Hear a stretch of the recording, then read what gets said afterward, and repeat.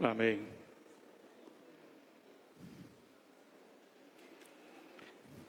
Irmãos, louvado seja o Senhor por essa conferência, pela palavra que nós ouvimos.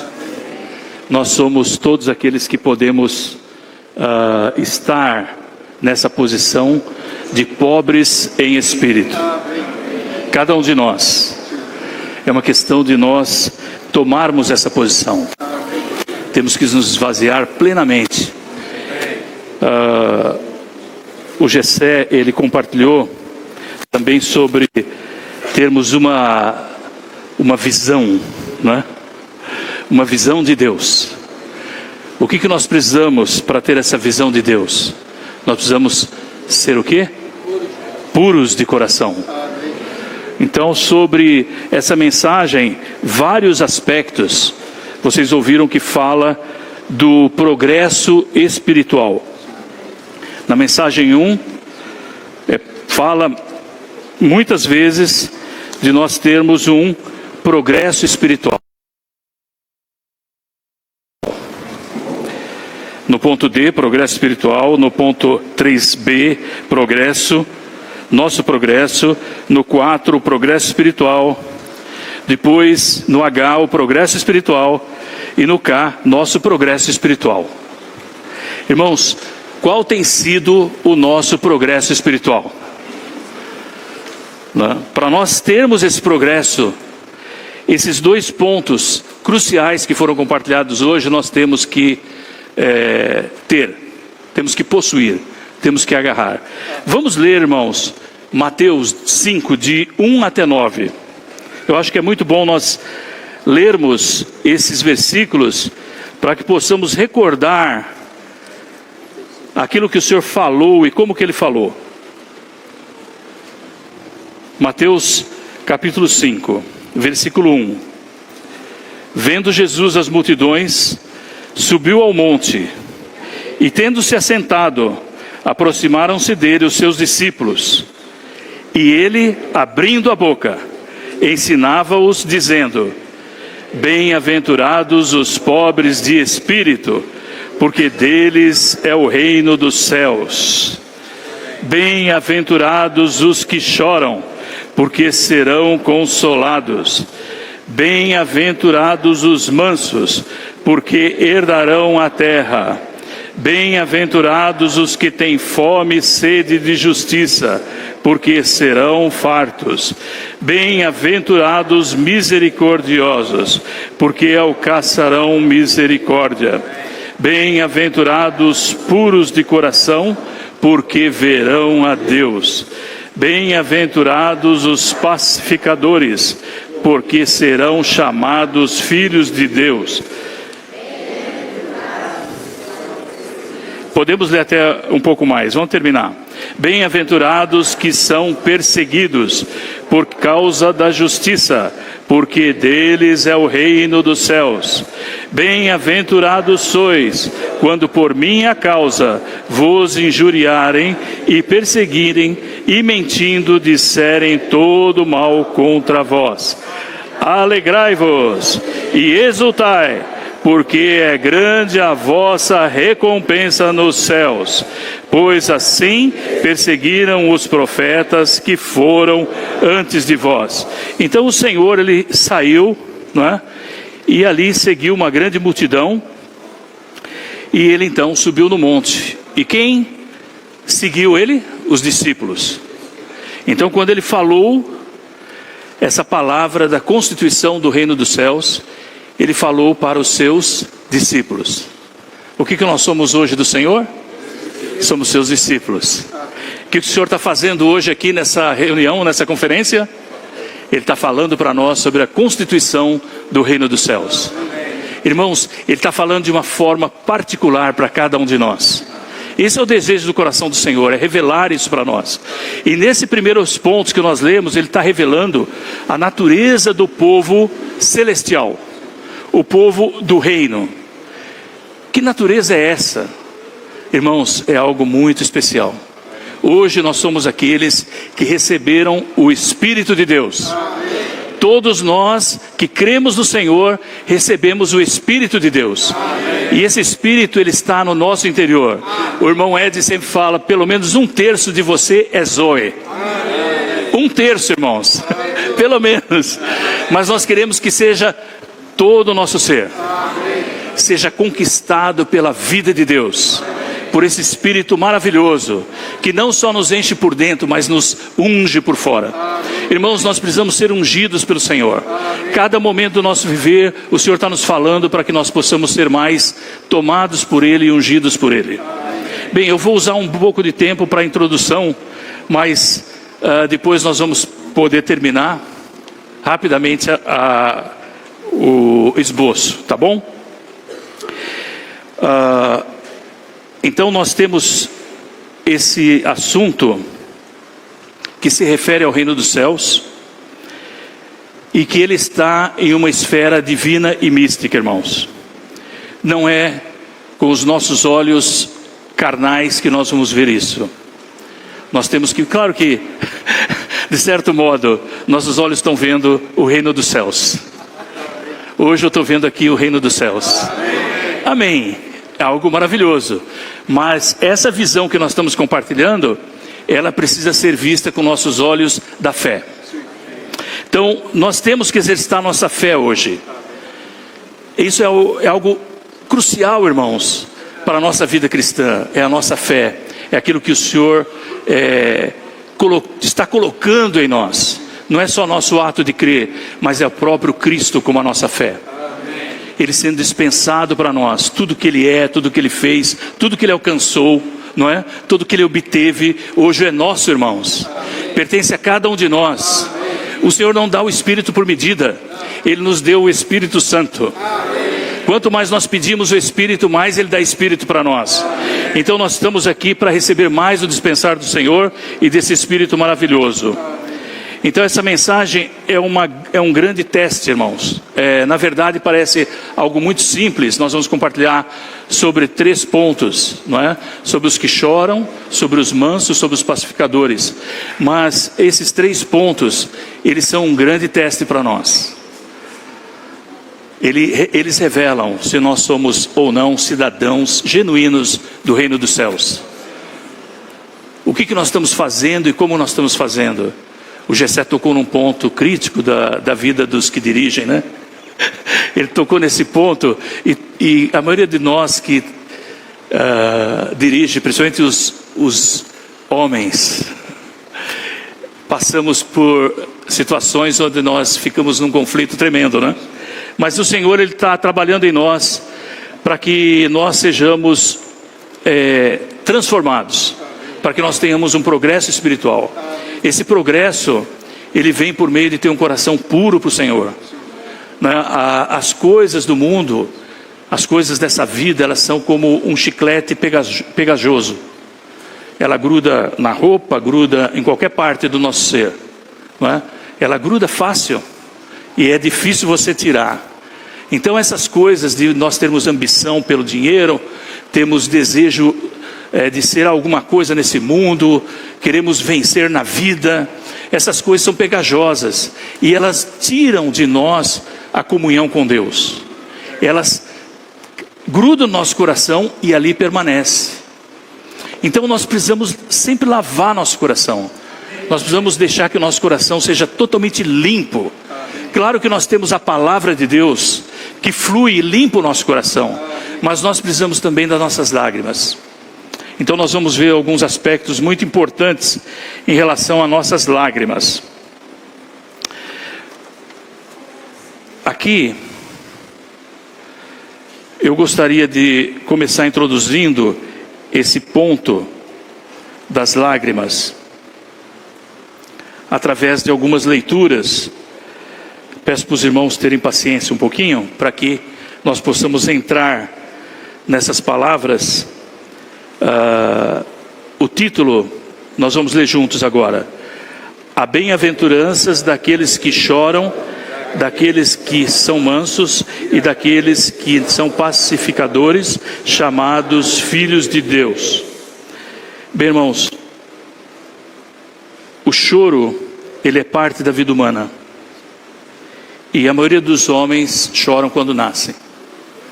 A maioria dos homens e das mulheres, não é? Eu estava pensando também que existe muito choro quando morre, não é? Mas não é só quando nasce e quando morre. Existe muito choro durante toda a nossa vida. Nós choramos por diversos motivos, mas o choro é provocado por eventos muito comoventes no nosso interior.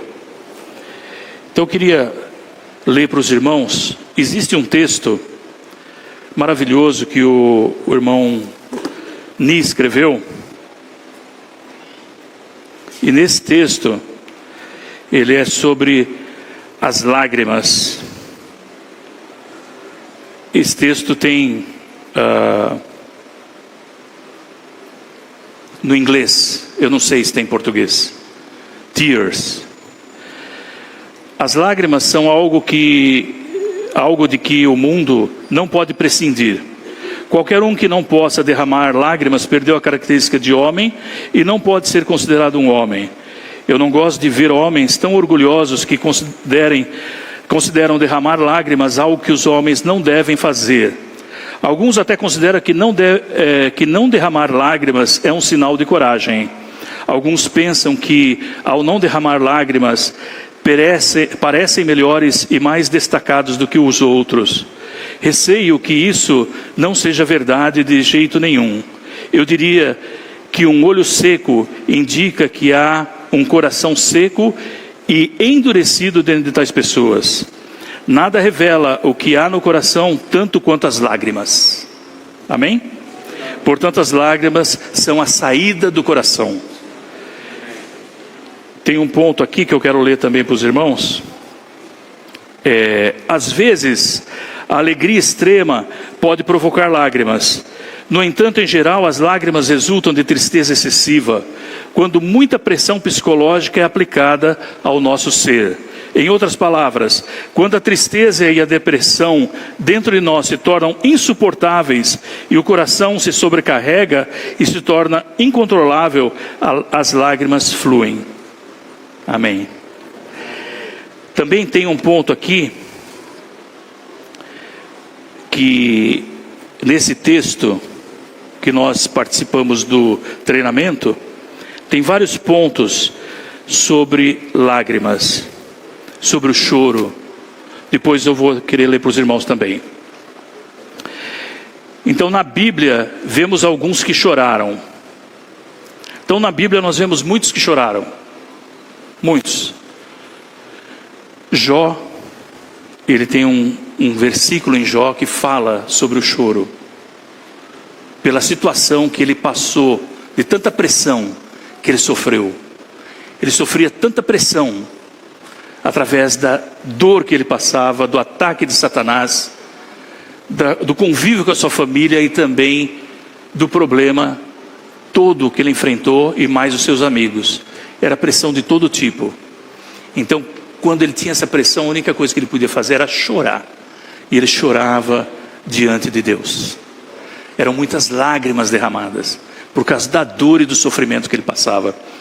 Nós temos também um dos primeiros versículos, registros do choro, é o choro de arrependimento de Esaú. Os irmãos lembram desse versículo? Ele diz que, então Esaú, ele chorou amargamente. Ele chorou, por que ele chorou? Porque ele vendeu o direito de primogenitura. Irmãos, ele vendeu o direito de primogenitura. Pelo que ele vendeu? Todos sabem que ele vendeu por algo muito banal.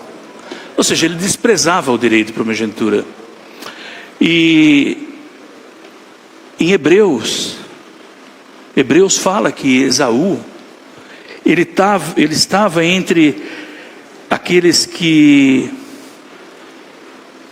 abandonam, desprezam, são pessoas malignas. Olha só, na visão de Deus, ele estava no meio dessas pessoas. Ele foi um que desprezou, derramou muitas lágrimas, mas não encontrou lugar para arrependimento. Ele não encontrou, irmãos. Sabe por quê? Porque o tempo já tinha passado. Não tinha mais. Ele queria a bênção, mas a bênção já não era mais dele. Entendeu? E hoje, em Hebreus também, eu não vou ler os versículos, senão nós vamos ficar aqui até a meia-noite, né? Eu vou falar para os irmãos aqui que em Hebreus 12, 23, eu falei Gênesis 27, 38, Hebreus 12, 16 a 17 e Hebreus 12, 23. Ali diz que nós somos a igreja dos primogênitos. Você sabe que você é um primogênito? Nós somos a igreja dos primogênitos. Então, irmãos, nos foi dado esse direito. Quando você ganhou o Senhor, você foi incluído na sua igreja. E você ganhou o direito de primogenitura. É o teu direito. O que você vai fazer com ele? Senhor Jesus.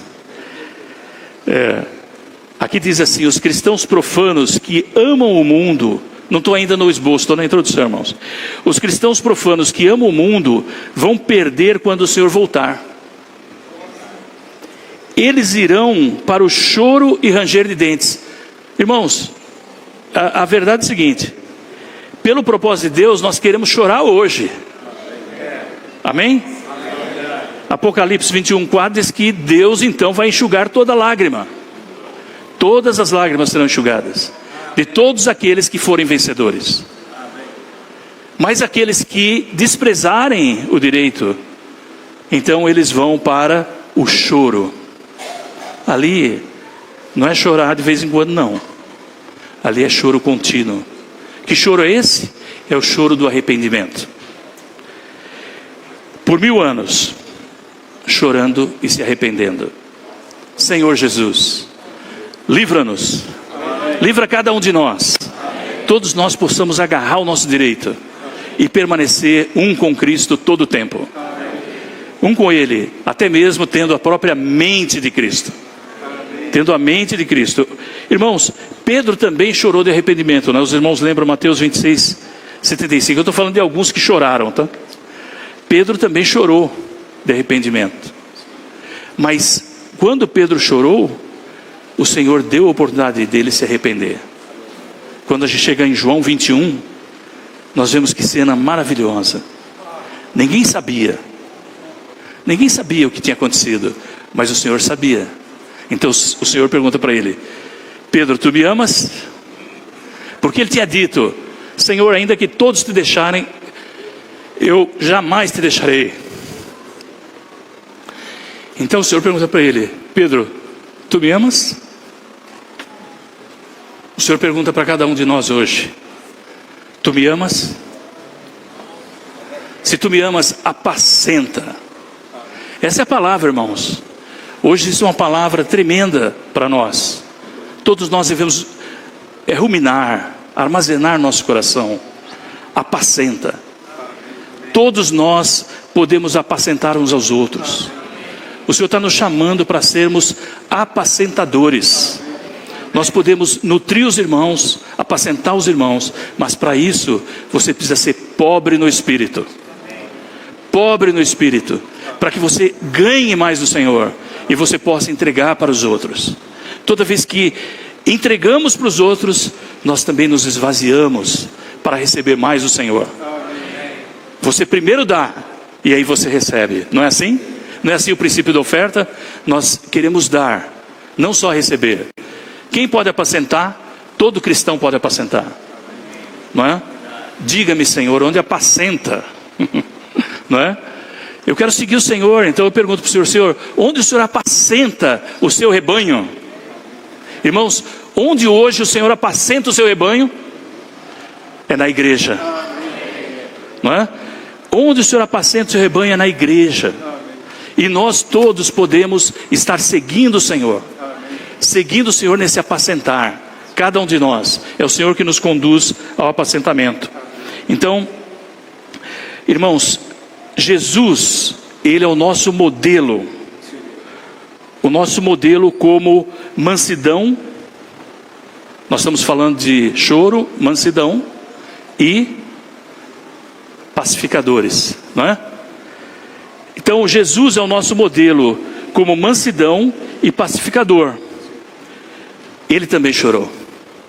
O nosso modelo como mansidão e pacificador, ele também chorou. Vamos ler esse trecho de Lucas. Quero que os irmãos abram em Lucas 19:35.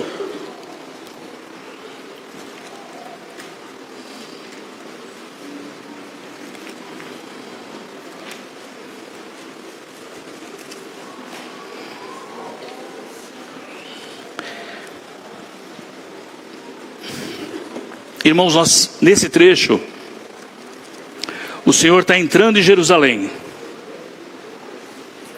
E dito isso, ia Jesus à frente, subindo para Jerusalém. Então ele estava subindo para Jerusalém. E no 35, então o trouxeram a Jesus. Quem eles trouxeram? Eles trouxeram o jumentinho, certo? E o Senhor, e lançando as suas vestes sobre o jumentinho, fizeram com que Jesus montasse. Indo ele, estendiam no caminho as suas vestes.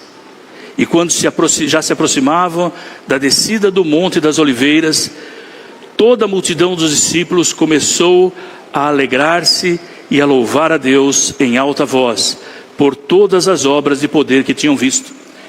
Então aqui o Senhor, ele está entrando em Jerusalém, montado num jumentinho. Que figura maravilhosa do nosso rei, que é manso. É manso e humilde.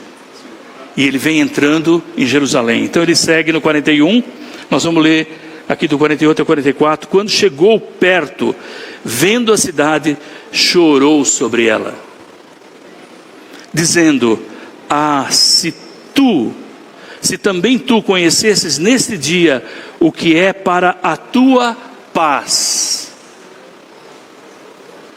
Para a tua paz. Mas agora isso está oculto aos teus olhos. Pois dias virão sobre ti, em que os teus inimigos levantarão uma paliçada diante de ti, e te cercarão, e te apertarão por todos os lados, e te arrasarão. Olha só, irmãos, e te arrasarão a ti e a teus filhos dentro de ti, e não deixarão em ti pedra sobre pedra, porque não conheceste o tempo da tua visitação. Qual era o tempo da visitação? Era aquele tempo. Jesus estava ali, eles não reconheceram, eles rejeitaram. Então Jesus chorou, porque primeiro, pela rejeição, segundo, porque seria tudo destruído. Hoje, irmãos, por que nós choramos? Nós sabemos que um dia tudo isso será destruído, vai acabar. E quem está aí nessa condição vai se perder, vai ser destruído. Irmãos, Jesus, ele chorava porque ele via aquela situação, ele sabia dessa situação, e ele amava aquele povo, ele amava Jerusalém, mas ele sabia que tudo seria destruído. Então, irmãos, nós também hoje temos que tomar essa forma, essa maneira do Senhor Jesus e chorar. Um versículo que eu quero ler também no João, acho que os irmãos conhecem muito bem esse versículo, João 11:35. Jesus chorou. Dizem que em português é o menor versículo da Bíblia. Jesus chorou, mas ele tem um significado tremendo. Por que Jesus chorou? Na situação aqui, nós vemos Marta vindo até o Senhor. Lázaro estava sepultado, Lázaro estava morto, sepultado, já tinha 4 dias. E agora o Senhor Jesus chegou. Ele está fora ainda da cidade, e ela vem encontrar com ele. Ela vem encontrar, e ela tem uma certa situação, não é?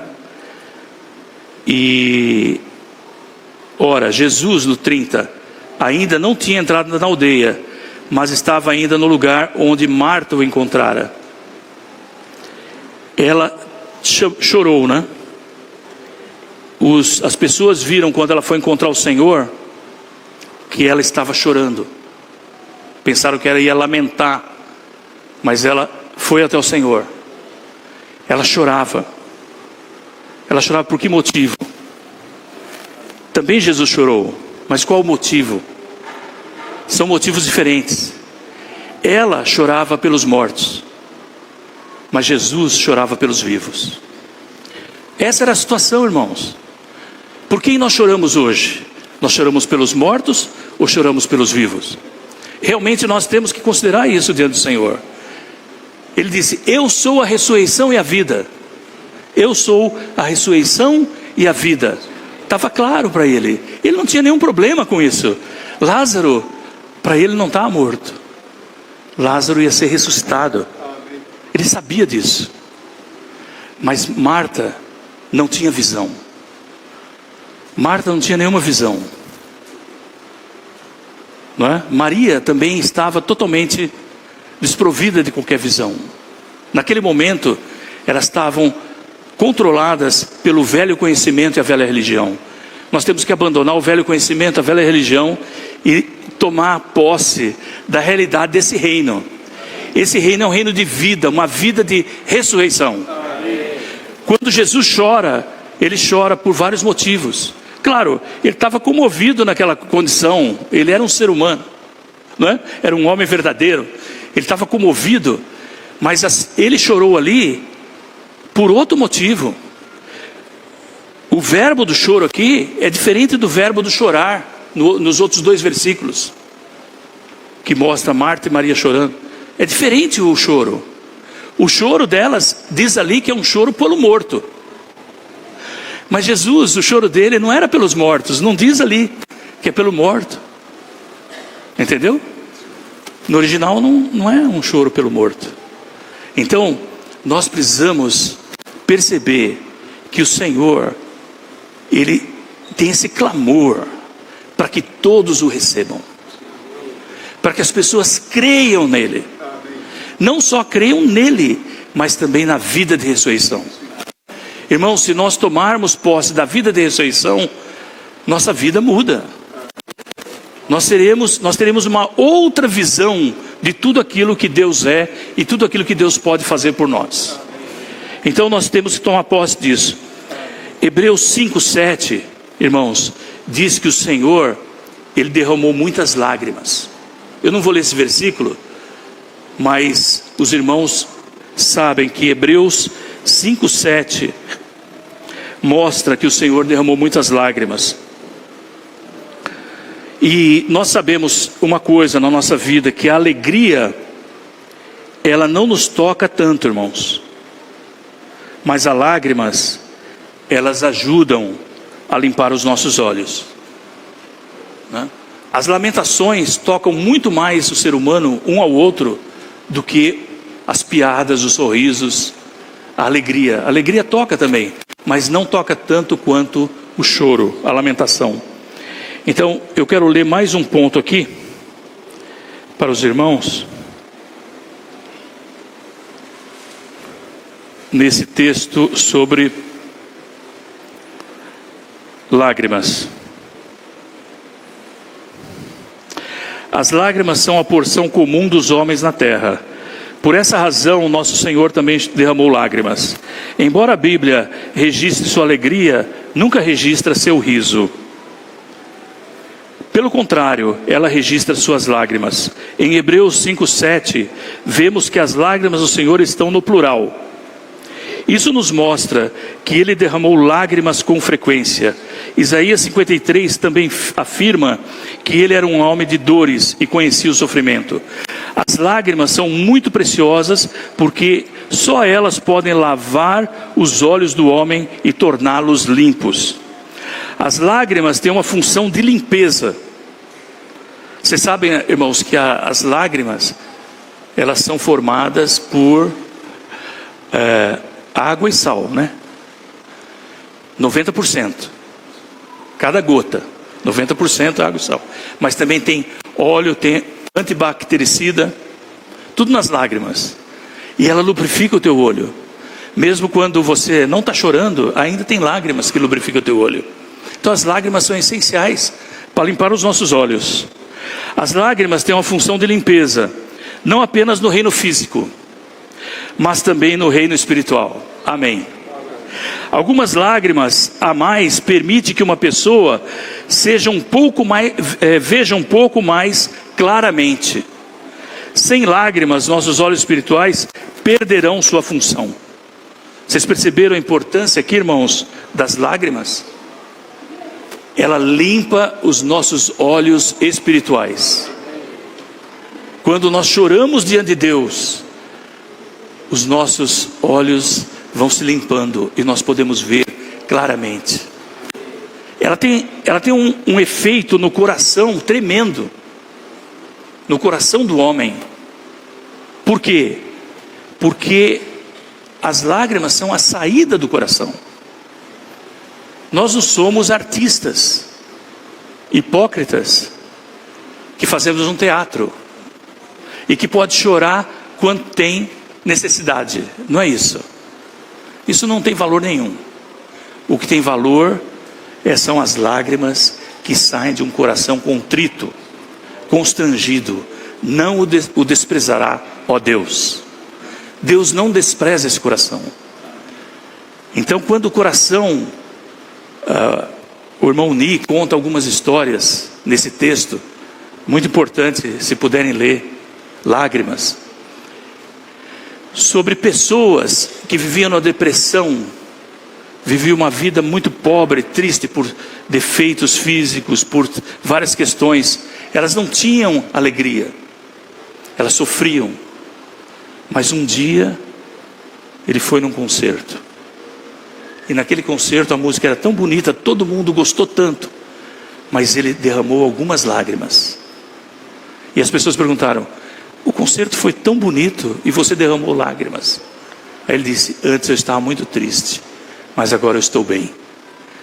Aí o irmão disse que as lágrimas, aquela música furou o coração dele, e do coração saíram lágrimas.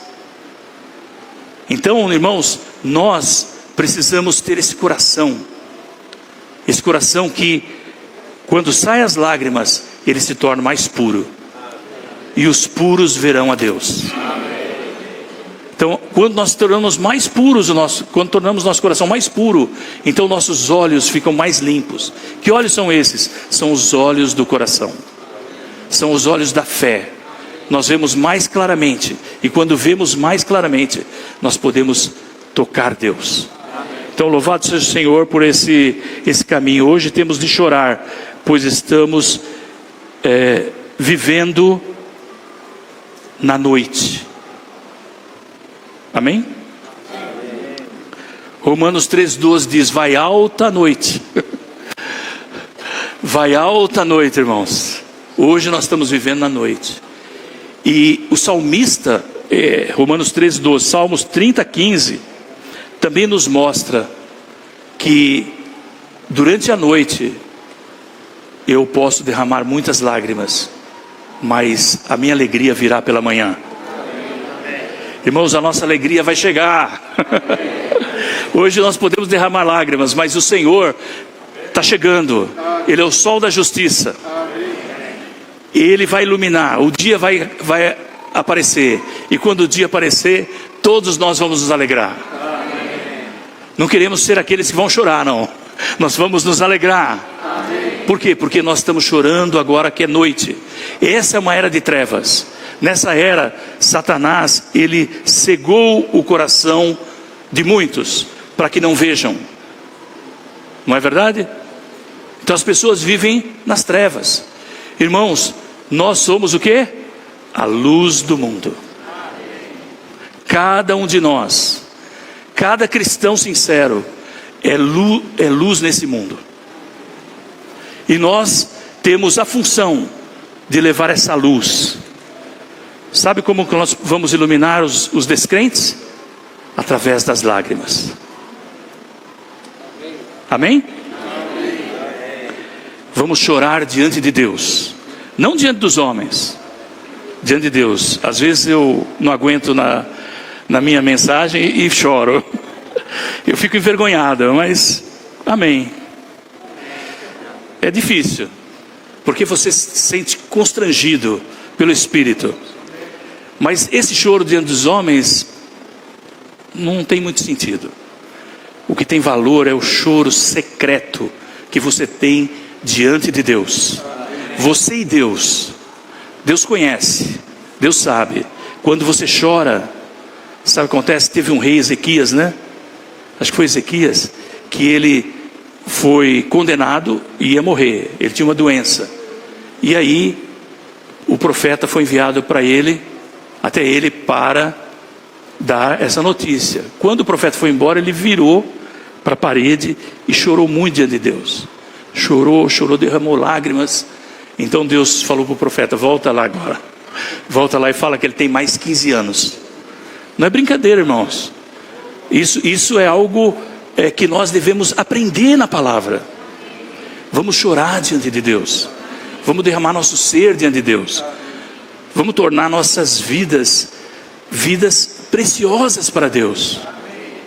E preciosas para as pessoas que nós temos no nosso coração. Para que elas recebam a salvação. Para que elas recebam o crescimento de vida. Para que elas saiam da prisão. Para que elas voltem de Babilônia.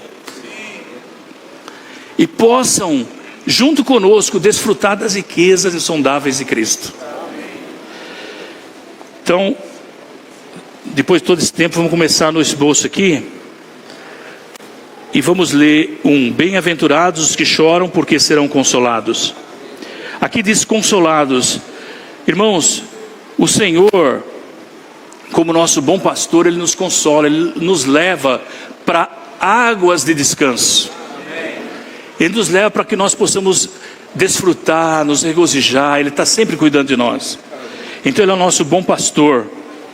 E chorar, é sentir ou mostrar tristeza profunda ou arrependimento. Então agora eu vou ler aqui o ponto 1, que eu quero ler para vocês. Toda a situação do mundo é negativa em relação à economia de Deus. Satanás, o pecado, o ego, as trevas, o mundanismo predominam entre todas as pessoas na terra. A glória de Deus é insultada. Cristo é rejeitado. O Espírito Santo é frustrado. A igreja está desolada. Ego está corrompido. E o mundo todo é maligno. Portanto, Deus quer que choremos por tal situação. Irmãos, Deus quer que choremos por tal situação.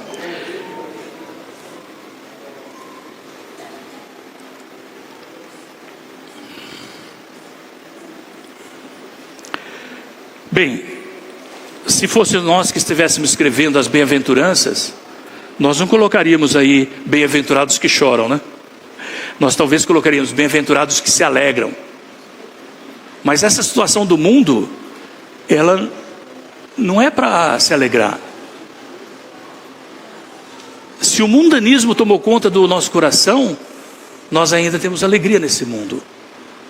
Mas se nós estamos unidos ao reino, se temos a visão de que somos cidadãos desse reino, somos participantes desse reino, não é?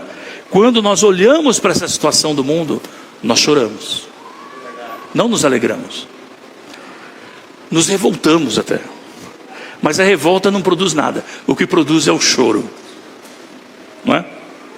Apesar que, se nós temos fome e sede de justiça, o Senhor vai nos abençoar também. A situação do mundo é negativa para com a economia de Deus. A glória de Deus é insultada, Cristo é rejeitado, o Espírito Santo é frustrado e a igreja está desolada. O ego é corrupto e todo mundo é maligno.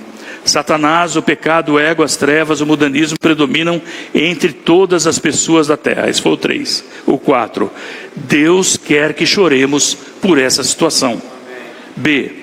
Um santo que é pobre em espírito e busca a Deus chorará. Porque aquilo que o rodeia, a geração atual e as pessoas do mundo, não querem Deus, resistem a Deus e se rebelam contra Deus. Olha só, irmãos, as pessoas do mundo não querem Deus, resistem a Deus e se rebelam contra Deus. Por isso nós devemos chorar por elas. O Senhor prometeu que aqueles que choram por amor a Deus serão consolados. Louvado seja o Senhor por esse consolo. O Senhor disse: eu vou, mas enviarei o outro Consolador, o Espírito da realidade, que o mundo não pode ver, não é? Porque o mundo não pode ver, mas nós podemos ver, irmãos, porque Ele habita conosco e estará em nós. Hoje Ele habita conosco e está em nós.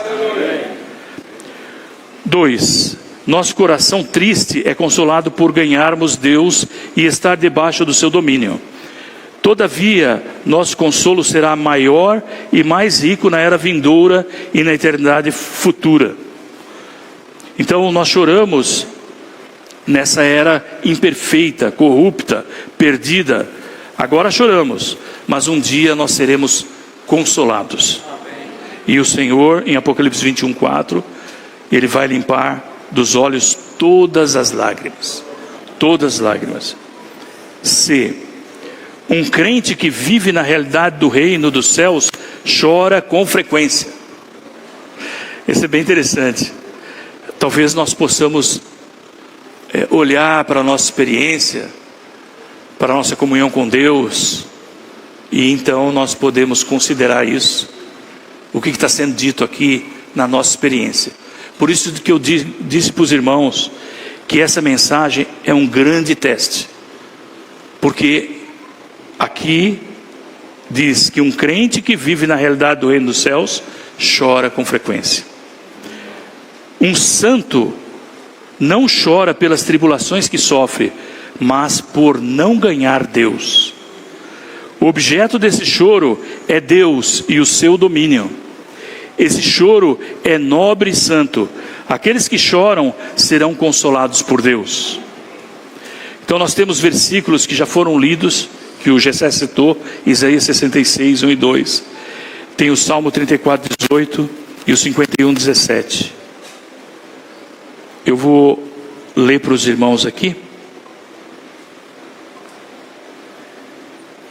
O Salmo 34, 18.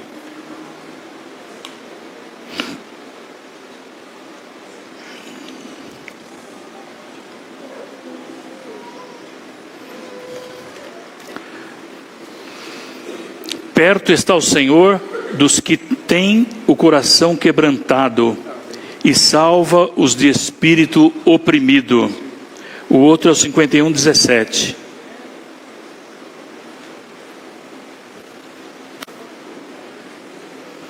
Sacrifícios agradáveis a Deus são o espírito quebrantado, o coração compungido e contrito, não os desprezarás, ó Deus.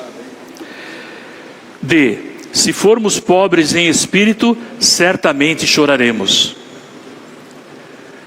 Nós nos sentiremos tristes e pesarosos pela situação lamentável entre o povo de Deus e até mesmo pela nossa própria condição. Irmãos, é muito bom nós irmos diante do Senhor e sempre perceber que nós ainda não estamos naquela condição, não é? De um cristão perfeito, não é verdade? Ser perfeitos como perfeito é o vosso Pai Celeste. Então a perfeição é a maturidade. Todos nós estamos avançando para a maturidade. Por que nós queremos a maturidade? Porque nós queremos a volta do Senhor. Ele volta quando a noiva é madura. Então nós todos buscamos a maturidade. Então nós precisamos perceber que a nossa própria condição, e chorar por isso, isso é agradável diante de Deus. Deus ouve a nosso clamor e a nossa oração. A situação entre o povo de Deus hoje é de fato digna de choro, não é verdade? Quando você vê a situação da cristandade, você fala: uau, o que é isso? Onde esse povo foi parar? Já não adoram mais a Deus, é outra coisa. Para a vida do reino, nós também temos de chorar. 4. Temos de chorar a respeito de nós mesmos, da nossa sociedade e do cristianismo hoje. Irmãos, o irmão James Lee falou isso, eu quero repetir. Que tal aprendermos a chorar? Não de uma maneira acadêmica, não como um teatro, mas com o coração compungido, buscando o Senhor e chorar em relação às necessidades de Deus, em relação à sua igreja e também à sua obra. Irmãos, nós temos que considerar isso diante do Senhor, aprender a chorar, não é? 5. Quando olhamos para Cristo, nós nos alegramos e nos regozijamos, mas quando olhamos para nós mesmos e para os outros ao nosso redor, temos de chorar. Amém? Não é uma questão de nós estarmos desencorajados, irmãos, não é isso. É diferente. É não estar contente com a situação. Você não pode servir a igreja, não é?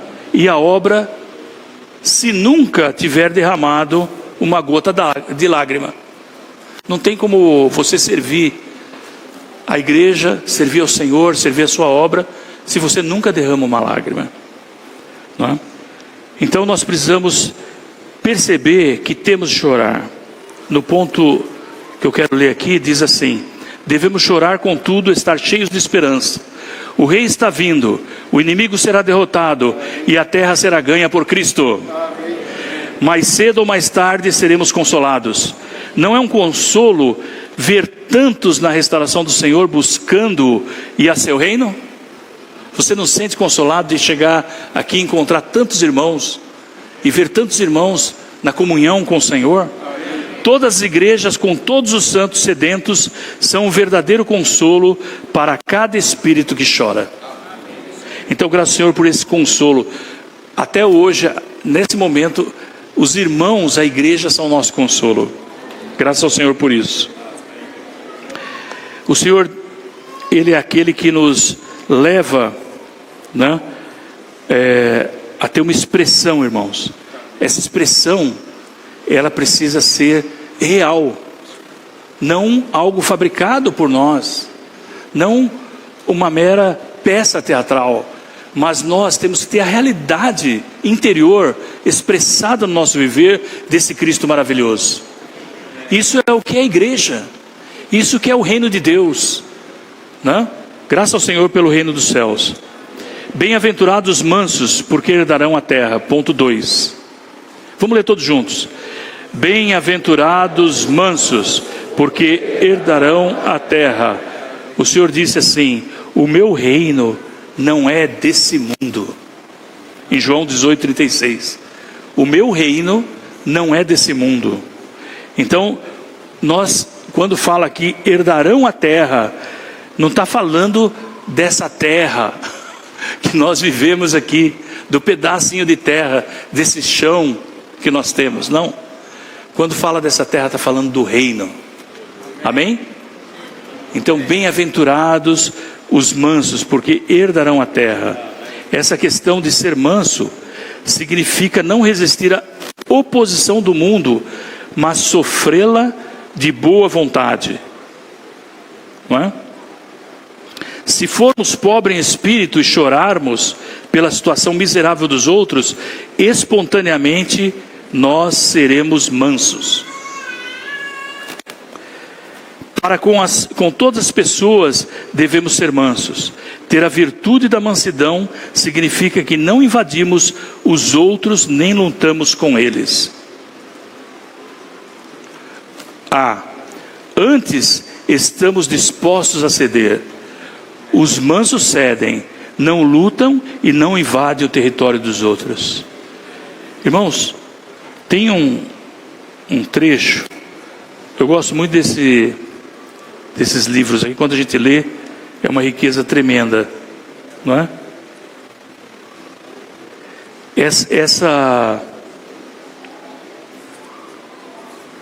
Eu não sei exatamente, na página 18 aqui desse volume 3, diz o que o Sermão do Monte em Mateus 5-7 nos ensina. Ele nos ensina que estar certo não é o bastante, nada menos que isso. Devemos fazer as coisas de modo que satisfaça a vida que Deus nos deu. Amém? E o exemplo que o irmão diz aqui, a experiência é de 2 irmãos que plantavam arroz. E eles tinham o arroz plantado na região alta do monte. E eles tinham então um canal de irrigação. Todo dia eles enchiam, acordavam muito cedo e enchiam o canal. Ou à noite, não sei, mas em algum momento eles enchiam o canal de água, botavam muita água. Um ladrão, que tinha o arroz plantado na parte baixa, fazia um buraco no canal e roubava a água para ele. Ele, sabendo disso, e sabendo que a Bíblia diz, ensina que tem que ser manso, não é? Os mansos herdarão a terra. Eles não falavam nada, eles continuavam enchendo. As pessoas diziam para eles, passavam muitas vezes, não foi poucas vezes, muitas vezes, as pessoas diziam para ele: fica atento à noite e pega o bandido e bate nele, né? Uma boa solução, né? Mas eles não tinham paz. Mas eles também não tinham paz fazendo aquilo que eles estavam fazendo. Procuraram um irmão muito crescido no Senhor, e perguntaram para ele: irmão, nós estamos fazendo isso e não temos paz. O irmão falou: faça da seguinte maneira: vocês vão acordar mais cedo, vão encher o de vocês e vão encher o dele também de água. Eles concordaram e foram fazer. Então fizeram por 3 dias. No 3º dia a pessoa veio e pediu perdão. Falou: se isso é cristianismo, eu quero ser um cristão. Entendeu? Você vê, irmãos, é a questão da vida. Não é questão do certo e errado. Eles estavam fazendo tudo certo, mas eles não tinham paz, eles não tinham alegria. Quando eles começaram a fazer, encher o do outro, a alegria voltou para eles. É a sensação do Espírito. Nós somos esses que querem ser os mansos. Ninguém consegue, como que é? Não dá para ser cristão, né? Não tem jeito. Só Cristo pode ser um cristão. Só o Espírito pode ser um cristão. Só o Senhor Jesus pode ser manso. Aprendei de mim, porque eu sou manso e humilde de coração. Esse é o nosso Senhor, irmãos. Ele é manso.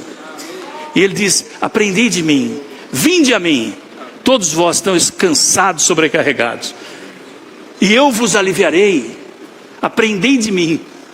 Então, irmãos, como é bom estar no Senhor. Como é bom ter essa realidade do Espírito. Nós não temos que sofrer nada. Ponto 3 aqui diz assim para mim: hoje os que lutam são os que ganham a terra. Se não lutar, você não receberá qualquer território. Essa é a razão pela qual há tantas guerras. A maneira humana é ganhar a terra lutando por ela, mas a maneira do reino dos céus é ganhá-la sendo manso. Não há necessidade de lutar, mas há necessidade de ser manso. Você é um lutador ou você é manso? O que você é? Essa mensagem é um teste, irmãos. Louvado seja o Senhor por essa revelação.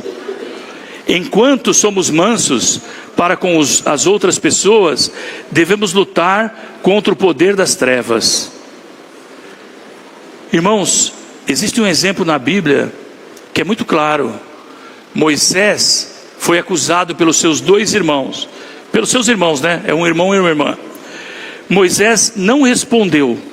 Ele não respondeu nada. Mas Deus respondeu. E naquele trecho de Números 12, de 1 a 8, diz que Moisés era o homem mais manso sobre a terra. Ele não respondeu nada. Acusaram ele, fizeram acusação. E nós sabemos naquele trecho como o Senhor defende Moisés. Talvez aqui eu digo lá na hora, né? O Senhor está falando com Arão e Miriam, né? Ele estava falando, talvez, tem muitas pessoas que aí estão tendo sonho, visão, mas Moisés, eu falo com ele pessoalmente.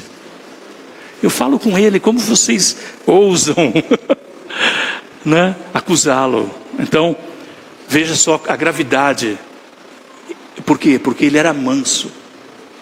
Ele é alguém que não lutava pelas coisas da maneira do homem.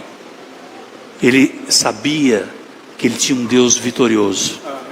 Ele sabia que ele tinha um Deus que ele podia confiar. Ele sabia que esse Deus estava lutando por ele. Deus está lutando por você.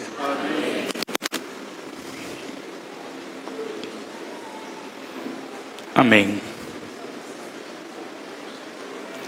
Irmãos, enquanto somos mansos, ponto C, né? Enquanto somos mansos para com as outras pessoas, devemos lutar contra o poder das trevas. Depois que Jesus entrou em Jerusalém, sabe que foi uma das... Ele chorou por Jerusalém, falou. Aí ele foi até o templo e ele expulsou todos que faziam comércio. Olha só, esse era o Senhor manso, mas ele não aceitava as coisas das trevas. O comércio era das trevas ali, não é? Muitos fazem comércio, mercadejam o quê? A palavra de Deus. Mas o Senhor, irmãos, Ele não aceita isso. Ele não aceita essas coisas. Ele quer que nós sejamos um com Ele no ministrar da vida, no ministrar da palavra, na pregação do Evangelho, não é? Irmãos, esses livros aqui já foram distribuídos talvez uns 2 milhões, tudo de graça. Esses livros aqui, esses são 7 títulos. Eu calculei, irmãos, é muito dinheiro. Muito dinheiro. Cada livro custa uns $5 mais ou menos para chegar na mão, na média, das pessoas. Multiplica por 2 milhões, $5, 10 milhões. É muito dinheiro, né? De onde veio esse dinheiro? Da oferta dos santos. Os santos estão ofertando para que esses livros gratuitamente sejam entregues para aqueles que buscam, para os buscadores, não é? Isso é feito por meio de muita oferta e muita oração. Então o Senhor, Ele está trabalhando para que as pessoas recebam a sua palavra, e nós temos que trabalhar junto com Ele. Temos que chorar, temos que orar, temos que ser mansos. Não lutamos por nada, não reivindicamos nada, simplesmente nós esperamos e aguardamos a obra do Senhor. O Senhor é que luta por nós, o Senhor é que vence por nós.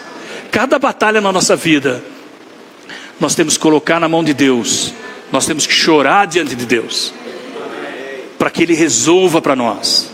Irmãos, Ele é o solucionador, Ele resolve cada uma das batalhas. Bem, não vou entrar nos exemplos, porque o tempo, como do Gessé, o meu avançou muito, está acabando. Eu vou seguir aqui. O inimigo, desculpa aqui, que a submissão, em Efésios 6,12 diz assim: pois a nossa luta não é contra carne e sangue, e sim contra os principados, contra as autoridades, contra os dominadores deste mundo de trevas, contra as forças espirituais do mal nas regiões celestiais. A submissão à vontade de Deus é a posição de luta contra o inimigo. Irmãos, a submissão à vontade de Deus, olha só que ponto importante. Nós queremos todos estar nesse aspecto da submissão à vontade de Deus. Devemos orar e rogar ao Senhor: Senhor, me faz conhecer a tua vontade. Não é a vontade qualquer, é a vontade perfeita de Deus. Amém? Não é a vontade permissiva de Deus, mas é a vontade perfeita de Deus. Como é bom conhecer essa vontade. Que todos nós não tenhamos medo, né? Porque a palavra de Deus diz que é a boa vontade, ela é agradável, ela é perfeita. ela não nos causa dano, ela não nos causa aflição, ela é a vontade de Deus para a nossa vida. Deus que criou a cada um de nós, esse Deus traçou o nosso caminho. Ele conhece o melhor caminho para nós. E muitas vezes nós tomamos a nossa própria dianteira. Queremos passar Deus. Queremos tomar o caminho fácil, né? Mas o Senhor, Ele tem um caminho para nós. Amém? Graças ao Senhor por esse caminho maravilhoso. Esse caminho está relacionado à sua vontade perfeita. Se nós entregarmos nosso coração, irmãos, para conhecer essa vontade de Deus, nós vamos ser aquelas pessoas que estão derrotando o inimigo de Deus, que estão lutando contra o inimigo de Deus. Venha o teu reino, seja feita a tua vontade, assim na terra como no céu. Irmãos, nós precisamos dessa vontade perfeita. Então nós não podemos permitir que o comércio venha sutilmente e invada a vida da igreja, irmãos. Não podemos, temos que abrir o coração ao Senhor e falar: Senhor, me libera de todo o comércio. Eu acho que aqui tem muitos comerciantes assim, como eu coloco no... O que você faz? Eu sou comerciante. Esse é o meu trabalho. Trabalho no comércio. Esse é meu trabalho. Mas nós todos necessitamos comer, beber, vestir, morar, não é? Nos locomover. Normal para a nossa vida. Tendo o básico, estejamos contentes. Amém? Tendo aquilo que nos sustenta, estejamos contentes. Deus pode nos abençoar. Nós não estamos fechados, mas nós não queremos correr atrás do vento, correr atrás daquilo que nos vão impedir de ganhar esse reino. Nós queremos ser mansos e submissos ao Senhor, estar debaixo desse controle divino. Esse controle divino nos torna pessoas maravilhosas nessa terra, pessoas especiais nessa terra, pessoas que são como aqueles que foram os heróis da fé, aquilo que nós lemos como heróis da fé em Hebreus, não é? Essas pessoas, eles eram pessoas que não eram dignas de viver nesse mundo, como diz a própria palavra. Então, irmãos, são pessoas especiais. Todos nós devemos ser essas pessoas que vão trazer bênção, levar bênção para cada um daqueles que nós convivemos, de maneira que o Senhor possa alcançá-los. Como o Senhor pode alcançá-los se nós criamos barreiras, criamos problemas, lutamos com eles por uma posição, lutamos com eles por qualquer outra coisa? Na minha experiência profissional, eu tive muita oportunidade de concorrer coisas, de vencer, de lutar. Teve uma vez eu procurei um outro emprego para não concorrer com meu amigo que eu estava pregando o evangelho. Era eu e ele para sermos promovidos. Eu estava numa posição, ele estava na outra posição. Então eu procurei emprego e saí. E ele foi promovido. Amém. E eu fui abençoado. Então o Senhor, Ele tem um caminho para nós. É a vontade dEle. Eu não fiz minha vontade, eu busquei a vontade do Senhor. O Senhor me dirigiu. Então, irmãos, nós temos que estar nessa vontade. O Senhor vai cuidar de cada um de nós. O inimigo não são as outras pessoas. É Satanás e os seus anjos, os poderes malignos no ar. Se formos mansos, estivermos dispostos a sofrer a oposição do mundo, nesta era, herdaremos a terra na era vindoura. Você pode pensar que mansidão está relacionada às coisas materiais. Entretanto, se considerar a questão cuidadosamente, verá que a mansidão não está relacionada às coisas exteriores, materiais. Antes está relacionada a algo interior, que está em nosso próprio ser. Mateus 11, 28, eu já comentei com os irmãos: vinde a mim, todos que estáis cansados e sobrecarregados, eu vos aliviarei. Tomai sobre vós o meu jugo e aprendei de mim, porque sou manso e humilde de coração, e achareis descanso para a vossa alma. Pois o meu jugo é suave e o meu fardo é leve. Em Números 12:3 diz: era o varão Moisés muito manso, mais do que todos os homens que havia na terra. O Senhor Jesus disse a respeito de si mesmo: sou manso de coração. Mateus 11:29. Ao enfrentar a oposição, o Senhor Jesus foi sempre manso. Paulo em 2 Coríntios fala de mansidão de Cristo. Cristo como nossa mansidão. A mansidão é uma virtude da humanidade de Cristo pela vida divina. A mansidão de Cristo não é algo simples, porque está na sua humanidade e é pela vida divina. Quando estava na terra, o Senhor Jesus viveu uma vida humana pela vida divina. Por meio desse mesclar da divindade com a humanidade, a virtude da mansidão foi manifestada. Irmãos, olha só, por meio do mesclar da divindade com a humanidade, a virtude da mansidão foi manifestada.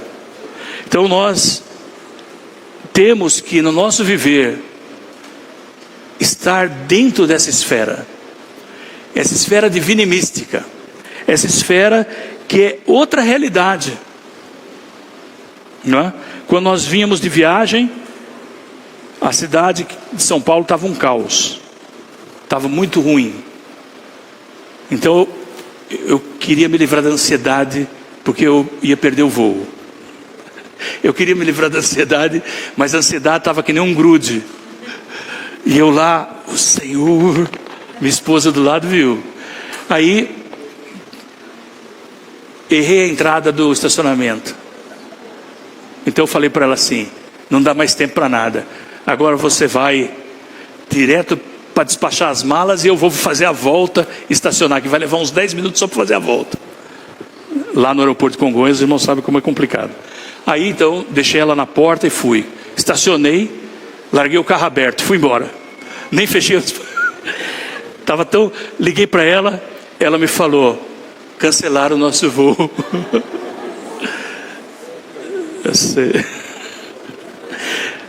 Eu falei: amém, Senhor. Louvado seja o Senhor. Então aí fomos lá, sentamos, ficamos umas 2 horas debatendo qual seria a maneira de vir para cá. Eu falei: vou só na segunda-feira. O ônibus tudo cheio, porque os leitos para vir para cá estavam tudo vendidos já. Bem, pode ir de semileito, né? Ou então de executivo. Mas aí o Senhor nos deu a direção de vir de carro. O carro estava estacionado, graças ao Senhor, porque eu voltei lá e encontrei o carro aberto. Então, o Senhor cuida de tudo, irmãos. Estamos aqui desfrutando. Fizemos uma viagem longa, mas podemos desfrutar do Senhor junto com os irmãos. Então o Senhor cuida de nós. Ele era manso e montado no jumento e no jumentinho cria de animal de carga. Isso representa o estado manso e humilde ao qual o Senhor estava disposto a apresentar-se. Cristo, o Rei Celestial, não veio com esplendor arrogante, mas com mansidão suave e humilde. O Senhor Jesus não veio para lutar, mas para ser um rei manso. Aqueles que são mansos herdarão a terra. Ponto F aqui. Irmãos, herdarão. Nós já estamos no reino pela regeneração, mas nós precisamos herdar o reino. Então todos esses pontos vão falar disso. Em João 3:5, na verdade João 3 fala que bem-aventurados, né? Os que nascem de novo. Na verdade, se não nascer de novo, ele falando para Nicodemos, o Senhor falando: se você não nascer de novo, não pode ver o reino de Deus. E no 3:5 ele diz: se você não nascer da água e do Espírito, não pode entrar no reino de Deus. Irmãos, todos nós aqui já nascemos da água e do Espírito. Amém? Se alguém ainda não nasceu da água e do Espírito, é tempo de nascer de novo. Então, se você nascer de novo, você pode entrar no reino de Deus. Se você nascer de novo, você pode ver o reino de Deus.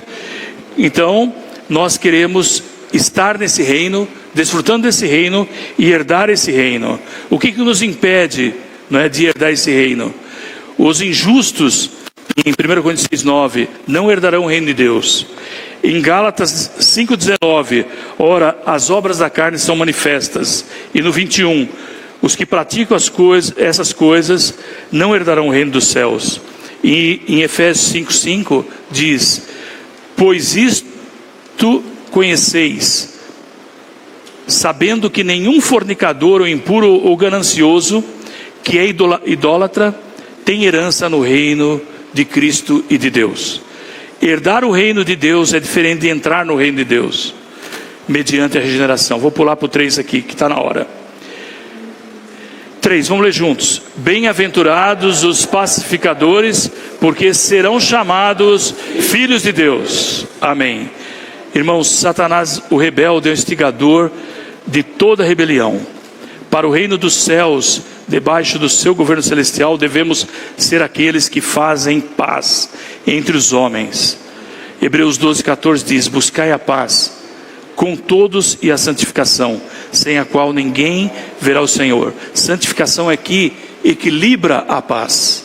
Por isso que ele diz: buscai a paz, mas não a ponto de você ceder a tua salvação, a tua santificação. Amém? Então você busca a paz com todos e a santificação. Então nós temos um limite. Deus nos deu um limite. Amém? Nosso Pai é o Deus da paz. Eu gosto muito desse versículo, irmãos. Gosto muito desse versículo. Nosso Pai é o Deus da paz, tendo uma vida pacífica com uma natureza pacífica. Romanos 15:33. Que o Deus da paz seja com todos vós. Amém. Amém. O Deus da paz. E o Deus da paz, em breve, esmagará Satanás debaixo dos vossos pés. A graça de nosso Senhor Jesus Cristo seja convosco. Romanos 16:20. Uma igreja local adequada, com uma expressão prática do corpo. Essa é aquela que derrota Satanás. Amém? Essa é aquela sob os pés da qual o Senhor vai esmagar Satanás. A igreja, irmãos. Aqui ele diz: debaixo dos vossos pés. Não é debaixo do vosso pé. Não.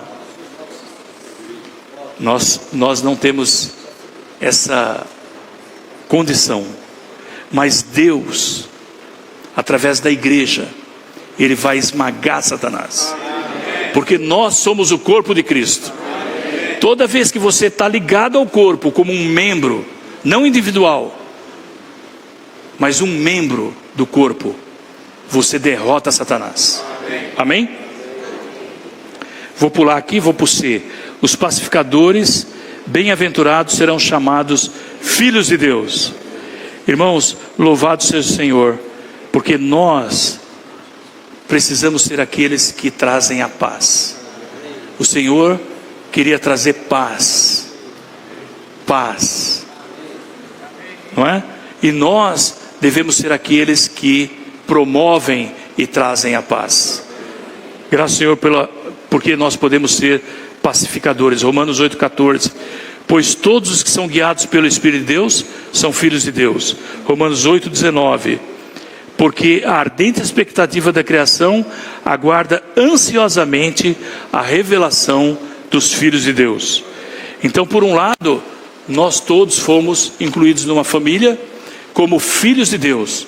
Mas existe algo, irmãos, que nós precisamos nos tornar maduros, filhos maduros de Deus. Então toda a criação aguarda a revelação dos filhos maduros de Deus. E agora eu vou ler só esse 4 aqui, o A e o B, e nós vamos terminar. Gálatas 3:26 diz: todos vós sois filhos de Deus mediante a fé em Cristo Jesus. Fé em Cristo nos introduz e nos faz um com Cristo. Em Em está a filiação. Devemos ser identificados com Cristo mediante a fé, para que nele nós sejamos filhos de Deus. Amém. Amém, irmãos.